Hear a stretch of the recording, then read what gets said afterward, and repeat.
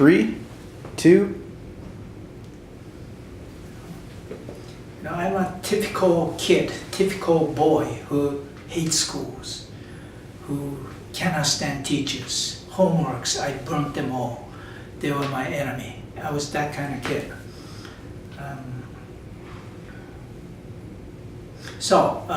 When I finished my school, when I was 22, I was the happiest kid in my life. I told myself I'll never ever go back to school.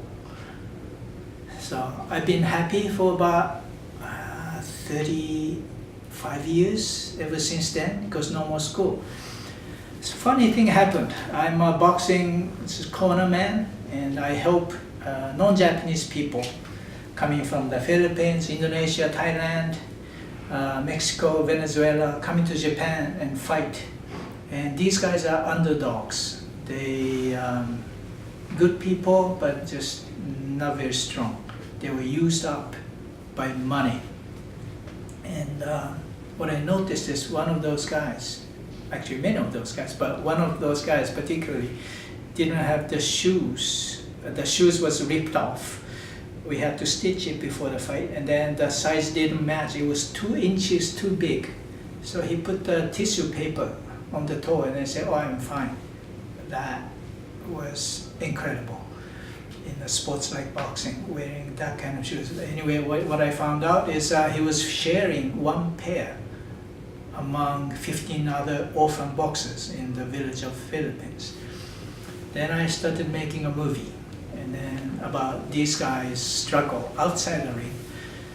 And long story short, I gave them lots of money through the charity film shows and such.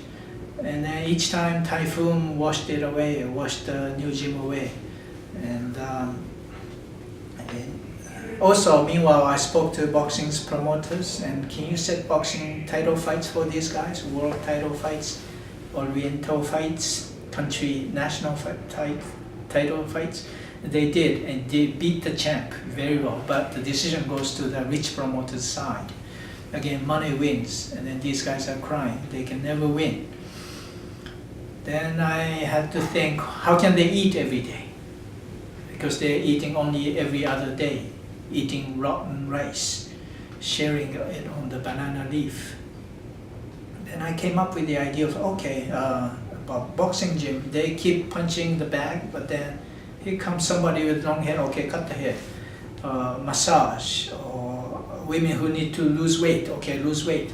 Boxing training, okay, then they can make beauty and boxing gym.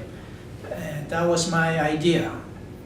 So I thought, okay, I'll look for somebody who can do this beauty thing, which I had no idea about. I find somebody from the beauty school, and then that moment text came from the Philippines. They said, we're going to commit suicide. Even though we thank you for your support over the years, we have no chance, we cannot live anymore. Suicide. People think about it, even though you're rich, if nobody loves you, you're in the darkness. And those people want to commit suicide. So I thought I got to shock them. I have to give them a light. I called them up and I said, I'll take a 2-year course to be an esthetician. Go back to the college just for you. I'll do this for you. And they couldn't believe it, but they started crying on the phone. They were telling each other in Tagalog, Filipino language, AJ is going to do this for us. And they were crying, and I thought, great, I did it. That was successful. I shocked them. They're not going to kill themselves anymore when you know there's somebody who loves you. But then here comes the flip side of it. The week later, I had to sign up the beauty course in Vancouver Community College. And the school is spa and the hair salon also. You have to cut hair and give the facial and all the service on about 450 people. That was a nightmare. That was so bad. I shouldn't have done that. But anyway, I went back to school. I couldn't believe it. You know, any school would be the toughest for me. And then on top of it, doing this something beyond my imagination, it was so hard. I was almost crazy, really, literally crazy in there because it was too hard. Fighting in the ring is so much easier. I would fight Manny Pacquiao anytime than going to the spa. Anyway, Then, but I was telling him every day, 5 in the morning, going to school, getting ready for exams and such. I was telling myself, okay, this is the mini version of the journey that Muhammad Ali took. Muhammad Ali, he was already the champion of the world. He was already the gold medalist in the Olympics. He didn't have to go up anymore, but he did have to because he had a purpose. So it really shows, you really need to have a purpose, no matter who you are, what you do, to live like a human. It's beyond, okay, I'm gonna make this business successful, fine, but that's not a purpose. On top of it, you have to say, and then 20% of all the profit goes to the poor country. Those are the purposes. When you have it, you're strong. When you have it, your life is worth living, like Terry Fox said from this area. Yes, Terry Fox is the very reason why I chose the place to move to. I knew he was from here, and then now we live in a house where we can see the hill of SFU where he went. And I keep telling my kids that's where he learned. This is where he ran with one leg. And never forget, always remember that. I remember about 10 years ago when I went back to the ring in Tokyo and Las Vegas for charity fight. One of my leg was not great at all, so I couldn't run. So after the 1 minute of the first round, my whole body froze. I couldn't move anymore. Then I had this secret magic word in my mind, Terry, Terry, Terry. Then I could go,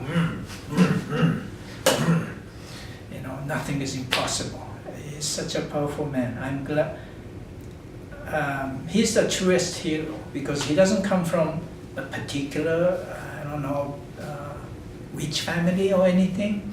And he's unlike Napoleon, who was leading wars to kill people.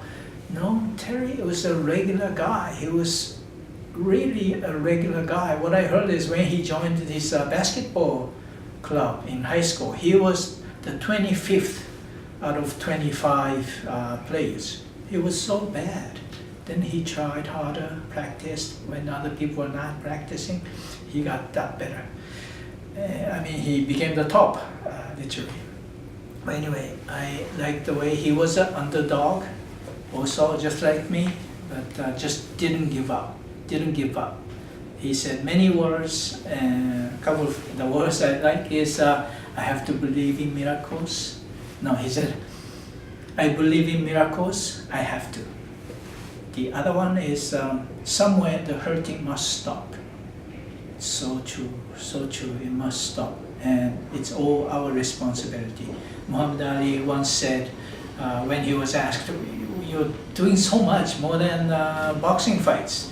You're fighting for equality and such. He said, fighting for the world is the rent that you pay for the little space you have on earth. It's so true. We all owe the world, so we have to pay the rent.